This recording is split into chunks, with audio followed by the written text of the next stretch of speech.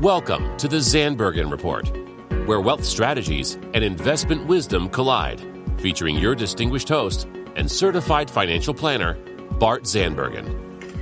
Welcome to the Zandbergen Report, a showcase for wealth strategies and investment wisdom for our evolving world. I'm your host, Bart Zandbergen. In studio is my trusted partner, Letitia Burbaum. Hello, hello. And of course, how can we do the show without Paul?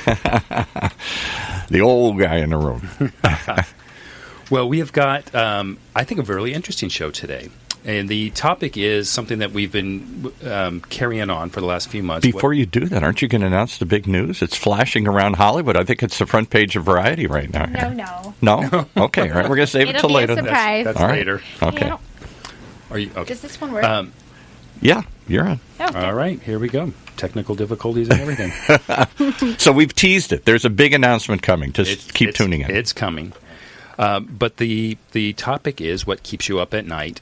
And we've taken a little bit of a different approach. Letitia and I have actually contacted some of our top clients and contacts, and these are all very, very affluent and or wealthy people, and we've asked them that direct question, what keeps you up at night? So, Paul, I'm going to start with what keeps you up at night. Me? Oh, I got to do this. To get serious for a moment, I'm in my mid-60s. I look ahead and I say, my generation is going to be the longest-lived generation in history. Doesn't mean I'm going to join them, but as a group, we're going to regularly get into the 90s, maybe the hundreds and beyond. How the hell are we going to pay? Lucky me, I'm going to live to be 95. Bad news, how am I going to pay for it? Mm-hmm. I mean, what, did I set enough money to live for 30 years? No. I don't think anybody in my generation did. We're not prepared for this newfound bonus round. Young wife. That just costs even more. No, seriously, though, I think, I hear a lot of people saying, there used to be a number. If my dad retired, he thought he'd live for 5 years or so after he retired. Now it could be 30 years after you retire. So what are you going to do to make it last that long? And what's the number? What's it going to look like 30 years from now? It's interesting that you say that. And the part that I wanted just to clarify, I was literally working on a plan today about the same thing. So the big question is we factor in when we do planning with clients, when we always say projection, what's your family history, how long do you plan on living, or what's their projection, how long they've lived, and then we always set at least a minimum at 90, and then we go from there if their family has a longer history of mortality. And so what we're trying to determine is, at the end of the day, how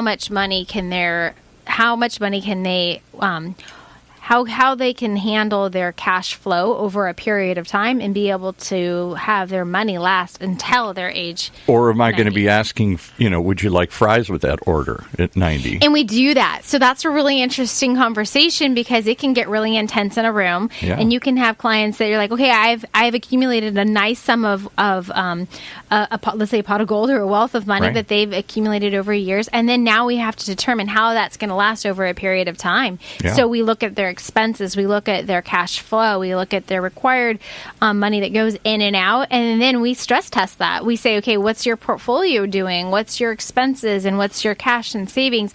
And sometimes people want to be super frugal and say, okay, I'm going to put all my money under the mattress or checking or savings, but that might not be enough money to have enough money to earn past inflation. And how do you two project what everything's going to cost? It's one thing to say, I know what inflation's going to be over the next few years. Yeah. I know what housing's going to be, et cetera, et cetera. 30 years could be a game changer. Well, anything can change. But we have to start somewhere with a plan in mind, and we stress test it, and we run Monte Carlo simulations, which is just... Monte Carlo? What's that? So go ahead. It's a formula. It's actually a formula and a system that uses the name Monte Carlo, but it runs it through every conceivable scenario. It's like 1,000 different tests it runs. And it gives you the percentage chance that you're going to meet whatever your goal. Probability. I like that. I've never heard of that before. Yeah. You should talk about that. Well, the one thing, and then I'll shut up, the one thing that I took away from one of your shows earlier, you had a guy come on, and I asked him after the show, what's the number? What do you need to retire? He says, not a number anymore. it's a formula, and his formula was 3 times whatever you got to have a house paid off, and then take whatever that house is and 3 times that. So if you only have $1 million, then you better go buy a $200,000 house. If you got $5 million, you can have a $1 million house or whatever. Figure out, get a house paid, and then have 3 times that value of that house saved, and you should be okay. I thought that, and that's a really simple, like, nuts and bolts. But what I was describing is we go into depth we do planning to actually understand what the probability is for you in your own unique situation, how you are going to meet your specific goals and But needs. isn't it true that most baby boomers like me have less than $50,000 saved, and we're not going to, 1 in 10 of us get a pension, and yet we're going to live for 30 more years? There's How's a lot that of gonna work statistics. out? There's a lot of statistics out there. So we handle every client differently, and everyone has their own goals and needs, and sometimes they have to scale back and live within their means, and everyone defines that slightly different. Okay. Look forward to hearing more. All right. So the first answer was probably the most out of the box that I expected to hear, and this was a question I asked of a gentleman who is successful beyond probably any imagination, and so when asked, he paused not for very long, and he says he worries about the next deal. Oh, describe. What's the next deal? Yeah, so the next deal, what's the next business am I going to get into? What's the next thing that I'm going to do? And he described it as... How about the next investment? The kill of the deal. So, and for him... So this is an old CEO, I'm sure. Surprisingly not. Oh, interesting. Yeah. If I told you what he did, it's so unique. Don't. I can't don't. because it'll give away who he is. I wish I could, but I can't do that. Confidentiality. But with that... what age range is he in? I mean, he's 55. So he's still thinking, I got time to do more deals. Because at some point, that's my fear, is your deal-making days done? Or will this go right up till 90? Yeah. I think you have time to always reinvent yourself. And we talk about that all the time as we have company owners that are getting ready to retire or sell their business or have an invention, or their stock options mature and they're ready to go to the next company, or they're an athlete and they are retiring at a young age. People reinvent themselves all the time, so this is a very common conversation. But there's a takeaway from this too, and I'm going to get to it in just a second. But just to kind of finish, putting a wrapper on this. This is a gentleman that runs a successful business currently. It doesn't require a lot of effort from him, but it's a successful business that generates more money than you can imagine. But he's also diversified, not only in stuff that Letitia and I would do, but he has other businesses and he has real estate. He has some passive investments. His cash flow is diversified. He's done some car washes. Yeah. I mean, that's a business that he's had for many, many years. We had somebody else in here a while ago talking about diversification, and not so much, we think of that in terms of stocks and bonds or investments, but they said multiple businesses creating multiple cash flows. Yeah. And people don't think of that. If you're wealthy, I'm going to own a car wash. That doesn't sound too sexy, but that's comes in nice when you're 80 and it's providing some residual income. Yeah, exactly. Absolutely. And we believe that as a firm as well. But I think one of the takeaways of that is, and Letitia and I have seen this numerous times, once a lot of people become wealthy. Some people become wealthy because they've done a great job of saving over time. But for those who have had either a liquidation event, they've sold a business, there's a lottery winners, there's the inheritances. And the statistics on that are overwhelming that within 3 years they're now broke. Yeah. And partial because they just go out and blow money. But the other part... Money management. But the other part is, and this is my takeaway from him as well, is, and we've seen it with our top clients, they are on a daily basis through friends, families, friends of friends are approached with, hey, I've got this great deal. It's either a new business, it's a new technology. It could be ATM machines. It could be new technology. How do we know that, Bart? How do we know we hear all these things? Because our clients come to us as their advisors, CFO of their family wealth, right? And we help to kind of vet these. Right. 99 times out of 100, they're not worthy, or not mature enough, and they're not quite ready for investment. Correct. And then they've got the family members that, hey, invest with me in this deal or in this house, or why don't you finance my house? So those are the kind of things I think when you're looking for the new deal or the next deal, as something that worth having, your advisor take a look and or spend considerable amount of time doing the due diligence. Right. Can I ask you a question? Because you deal with the uber wealthy here. Yeah. And when I've brushed up against them in past lives here, like as an entertainment publicist, I found them to be very frugal as a group. Whereas most people think, you got a lot of money. Hey, come on, take a flyer with me. What do you got to lose? And they're not easy sells for these get-quick schemes. Well, like everybody somehow thinks I'm going to approach them because I know them and they got money and they'll take a shot. Whereas I find them to be more conservative than other people because they've already got it and they don't want to lose it. Well, those are definitely the more informed it depends. ones. It depends. The ones that have better judgment, but I would not say we see that on a more regular basis. Really? Okay. Yeah, it really depends. They're willing to take risks just because they think they can, or because I've done such a good job the first time around, it's going to work the second time around. It's the casino mentality. I won the first time up. I bet I can't lose now here. But another takeaway from, and I agree with that, another takeaway from here is, and we've done this with a number of our clients, we find out what and we've used this term before, it's called your family index, right? So we go Family through Wealth Index. Family Wealth Index. We go through the whole process, and at the end, and I'm going to pull a number that we've had for recent clients, 4%. 4%, Mr. and Mrs. Client, you're going to go anywhere in the world you want, live the lifestyle that you want, be able to take care of your family that you want. All you need is 4%. And we find out what their unique number is, and what he's saying is this number represents is how much does your portfolio need to grow, just so you're living off of that percentage of growth, and then that way growing. The principal is able to continue to maintain. And that over seems time. achievable. Oh, geez, 4%. You're not asking for 40%. Yeah. No, and I mean, it everyone's depends on different. Circumstances, how much money you have, what your expenses are, how much risk you're willing to take. And my point to that is, so let's say this same client, Mr. Client, come to me, and we know their family wealth index is 4%, and they say, Bart, Letitia, I've just been given this amazing opportunity to earn, you name it, 15% a year, 20% a year in this investment, this new technology, whatever it is. And then the answer is, well, you only need 4. Are you really willing to risk X amount of dollars to get something more than you really, really need? And so, in most cases, they don't do it. But I think that all falls under the same thing about what's my next deal. I got to be in it. Yeah, and that's why and I just want to make sure that I'm clear when I'm saying is the information that we're providing here is not advice. It does not mean that you can make it on a 4% growth. Everyone has their own unique investment objective, and we come up with a unique situation for every single client based on a formula that we do. But to add to Bart's thought process is everyone is different, everyone's unique, but there is an ability for you to come up with some number or a range that you can use and then go from there. Somebody tweeted in a question, I think it's a good one here. Do your clients as a group want to retire, or are they looking for a continual deal growth involvement? In my parents' era, it was all striving for that day when you could stop and play golf or do nothing.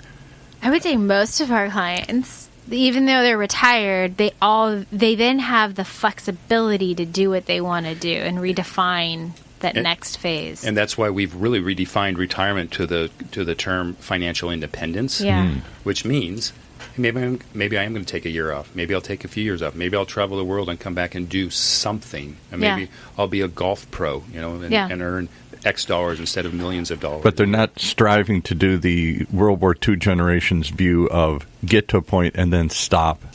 I seen a client come in recently, and they were like, I want to be done, tap, tap, I'm done. They have a very high-earning income, and that both spouses do. And at the end of the day, they were just done with the stress and the pressure of this really the day-to-day of their current job. But at the end of the day, what they were looking for is retirement. But then that followed up with, okay, well, then I can start doing consulting. Yeah. Right? So they wanted to retire, but then they wanted to create because I personally don't think our generation, I think we're going to we already have redefined retirement. Yeah. I don't think it is Correct. the notion of one day I'm working 40 hours, the next day I just stop and I do nothing but play for the rest of my life. And then you're going to have my generation that's going to mess you guys all up. And we are like, we want flexibility of time, you want it now. space, duration, and we want it all now, and then we'll keep on working. There is one particular profession that really seems to want to retire, and I think it would shock, maybe even you, Letitia, Yeah. Earlier than you would think. Okay. Teachers. Doctors. Oh. Really? Yeah.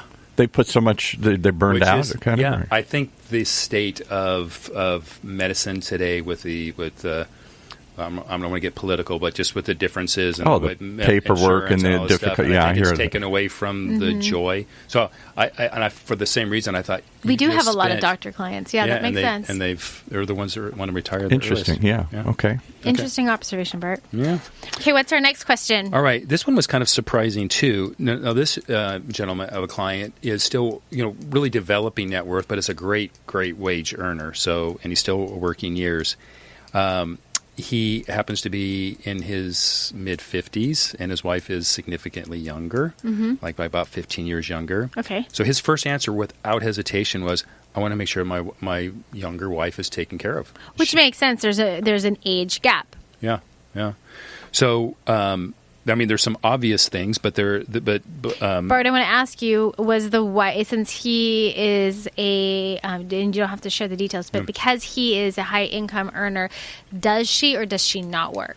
She does not. They have. So she does not work. 3 So or that 4 makes kids. more sense Yeah. that now he wants to make sure that she takes care of her because she's not working, and when she wants to Correct. maintain that lifestyle that they've created together and for a longer duration of time. Right. Because women live longer as well. So I hate that. So let me start with the obvious one, and I kind of joked with him because I said, "Well, thank you very much for that, Mr. Yeah. Klein." I said, "No, the obvious solution is just get some life insurance. Call me when you're ready." Yeah. Haha. Yeah, which I meant it as kind of slapstick, but anyway, that is still a solution. Yeah. Another one is, and part of it you have to kind of bet on yourself and bet on your life and there are people who say, "I don't want life insurance." Great, fine. Then make sure you have enough money. And when are you going to have enough money? Okay, so just so we're clear. So one solution would be life insurance. What else? So have a nest egg that's going to generate an income. It's basically the golden goose, or the goose that lays the golden egg. So, we have to backward schedule. Let's say someone has expenses of $50,000 a year. Okay, And if we go back to that family wealth index of 4 or 5%, correct. and let's use 5 in this case, so $1 million in a goose, and that's going to be $50,000 a year. That's 5% times $1 million. If that's enough for your wife and family to live on, you're great. You're golden. And then it's also very linear. So if it's $500,000 a year where someone needs, and that's $10 million. So one might say, great, I don't want to buy life insurance. I'm going to wait to save till I get that money. Great, perfect. What happens if you get hit by a truck tomorrow? Okay, hold on a second. Paul, did you understand that? Because you are also not kind totally, of our audience. Yeah, not totally. Yeah. So can you explain that maybe just a little bit? Well, I think what he was trying to say, let me say it and then see where I'm wrong here. Thank you. You're trying to say one way to do it other than life insurance is to set aside a certain amount of money in some investment that pays a certain percent. That you can assume some type of rate of return for a Right. certain That's where I'm percent. trying to wrap my head around. How do you, other than a CD or something, how do you know what it's going to do over 20, 30 You years? can have a projection of a rate of return based on a portfolio that you created. That's a little bit more of you can talk with an advisor to help you come up with that. Right. We're not talking about guaranteed. We're just talking about a target rate of return. And by the way, this is I'm talking nest egg. So Yeah. it could be a rental property, it could be stocks, bonds, whatever it is, but something that generates a 5% rate of 5%. return. And that's Right. rate of return. And Paul, that was just an assumed moderate rate of return. Now, I'm not trying to be the voice of doom and curse your young client's Go for young it. wife here, but we all know the chances of people getting remarried are high. And I'm wondering if that suddenly changes that he's 70 and she's 50, and suddenly he's like oh my goodness, I'm not so she's cheating on me, or she's going to leave me, or whatever. I hear all these kind of horrible stories of. That's a great question. So I was going to actually already add to Bart's point, because he said life insurance, but another piece to add to that is trustee services. So depending on your estate and depending on your state that you live in, every state has different rules and regulations, but you can set up a trust account, and that you can have a trustee service that helps you with distributing your assets to your estate. So that could be your wife, that could be your children, that could be whomever you wanted, that trustee is able to distribute to your family. And there's some changeability. Maybe the divorce is a bad thing, but here's what I hear more often. My kid's on cocaine, or my kid's a screw-up, but I want to take care of my kid, in some way, shape, or form here or something. And yet, if they're doing bad things, I don't leave them money. But if they're doing good things, I want to support them. And that's called a trust. And so if they're still alive, you can have some trusts that you can still make changes to, and you can have provisions and rules and regulations. And that person who's the trustee is just the person who's in charge of the trust, and the trust itself has its own rules. And then some of them, after they've passed, then those rules are set, and they don't get to make those changes, and that's irrevocable. So there's lots of options, and we can go into trust and estate. But just to say that's a solution, that if they can, like he said, you can have some type of rate of return, you can have some type of guarantee, or you can have a trustee services that says, okay, we are able to distribute X amount of dollars per month, or whatever amount that they need, based on the same lifestyle that they've already created. So they can set that up, and it gives them a peace of mind. And I think it's important that I clarify, just because of the business we're in, we're not promising, there's no promise of guarantee or a 5% or guarantee of 5%. Clearly, this was just this is an example. Projection. Right. Yeah. But it's interesting. So you've got a client. They're concerned about taking care of their Our compliance would be happy. Wife and children. Clarification. And I'm just saying, what if things change down the road? How flexible are some of these things here? And it all depends. And that's why you have a team in place. So you have an attorney that drafts a trust, and you would have a trustee services that help implement it, and you have advisors like us that can help with the investments. You did a show once before on trust, and I wonder, is it really that you would think everybody has a trust? Do they? It really depends, and everyone has a different, unique situation. I mean, 90% of our clients do, because we hound them until they get one. Yeah, right. Yeah. It depends. But they don't think of it necessarily on their own. They come into it thinking, I've got plenty of years, and I'm not going to worry about it. And then you're trying to say, well, what if? Start asking the what if questions. And that's what we try to come up with, solutions for them to their what ifs that they might not be able to think of. And that's why we're doing shows like this. It's what keeps you up at night, trying to help you, and just also everyone that's the audience that wants to hear what are some real life solutions that we would have with our clients. And that's the conversation we're having now. So I'd like to slide in one last one, so I know we have a few more minutes. Again, a very, very, very successful gentleman.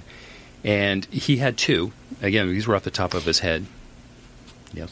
And the first one is, and although it's nothing really we can help him with, but I'm going to share it because he shared it with me, and it's something that I have as my issue too. Waking up in the middle of the night and then forgetting to take something from his mental to-do list. Oh my gosh, you do that all the time. Yeah, it keeps me up from 2 o'clock in the morning. I will wake up at 2 in the morning, and now I have a pen and paper on the side of my desk in my bed, and I actually write things down. Yeah. I used to take notes on my phone, which is bad, because then all of a sudden I'm awake. Yeah. And then I'm looking at my email. Yeah. And then I'm looking at everything My else. late great father taught me very early. He said, keep a pen and paper by your bedside. Smart. Rather than dwell on it, write it down, and then it's done, and forget about it and go to sleep. Yeah. I'm going to share that. Oh, he's going to be listening to this, so you know who you are. Remember this. No, how many people do that? I've suffered from that at times. One more idea. Jerry Seinfeld did in one of his episodes. Did his jokes. Yeah. So the second thing for him, he's approaching 60, and he said, I have a real fear of death right now. He says, my dad passed away some years ago. My mom just passed away. He goes, I'm pretty much next in line. And and he made a pretty interesting comment. When he was 50, he said, "Oh, I'm basically halfway there." Well, halfway there on a really, really good lifespan, right? That means you're 100, and when you're 60, who knows how many years. So part of that is, kind of the fear of death, and then kind of a little bit consistent with the gentleman who wants to take care of his wife is, am I prepared? If something were to happen, am I fully prepared? Yep. So that's another case of, it does take step, it does take action, but, work with your advisor. I think you guys are doing God's work, just getting him to ask and think through these things, because I fear I'm more like most baby boomers. We're the Peter Pan generation. We're never going to get old. I don't want to hear about any of this. I don't want to worry about it. I don't want to think about it. And then we put it off until it's too late. Yeah, and I can't stress that enough, that I mean, it's funny, Bart even makes fun of me on this show. I'm like, let's talk about how to prepare for death and what your family does. And he's like, I don't want to talk about that. But at the end of the day is we do talk about that with our clients, because you just never know. And you don't want your family to be in the situation that they're not prepared. And so all you can do is, you don't know if you have tomorrow. No one really knows if we have tomorrow, what that looks like. So let's prepare today, so then tomorrow, worst case scenario, your family is taken care of. Yeah, yeah. When my parents passed away, and I'm an only child, I had the same overwhelming thought. Oh, my God. After I cried for them, I cried for me. I'm next. Yeah. Yeah. I'm next. How did I get to be the old person in the room? How did I get to be the next one in line? Yeah. Yeah, and I think that's we got a you scary taken care place. of, guys. We'll be place. here. We'll be here to take care of you guys. Okay, I hope so, because you live longer. All right, Letitia, we're near the end, so I know this is your favorite part. Tell everybody how to see us, watch us, hear us. Yeah, so contact us. We have a ton of places you can find us. But if you're listening to our podcast from our email, it's actually on our email. In the bottom of the email, you can just click the button. Super easy. On all of our social media, you have a URL, and they're all there as well. You can click the link, and it has the most recent show, so you can download it there. It'll take you to Podbeam, and there is where you can listen to us live. We're also on iHeartRadio. We're on iTunes, but it's Zandbergen Report, Wealth Strategies and Investment Wisdom. So here's my question for you. If you like our show, please make a comment that's positive. And I know they're laughing. And please share it with one of your friends, because our message isn't any good unless we're actually out there and people hear from us. So love to hear from you, what you want to hear. Even if you like it, just put a smiley face or some type of comment, or share it with your friend. That's awesome. And it helps us know that you guys are liking what we're sharing with you. And I can't stress enough how much Apple and others, when they're deciding what to suggest to someone, they look at that and say, how many likes has somebody gotten? So if you think this is good stuff and you hope others will find it, that's how they do. And also share with us what keeps you up at night. This is going to be a theme that we're going to continue with. So I think it could be a book or something. It could be one of our mailbags. All right, everyone. Thanks so much for tuning in. We look forward to being in studio again next week. Thank you. Cheers. Tune in next week for the latest edition of the Zandbergen Report, Tuesdays at 2 p.m. Catch up on our recent shows by visiting bartzandbergen.podbean.com. The Zandbergen Report is also available on iTunes, iHeartRadio, and Spotify. Interested in being a featured guest on our show, or have a question you'd like to hear us answer? Email podcast@bartzandbergen.com. Bart A. Zandbergen, CFP, and Letitia Burbaum, AIF, are registered investment advisors with Optivest Inc. and registered representatives with Gramercy Securities Inc., member FINRA and SIPC.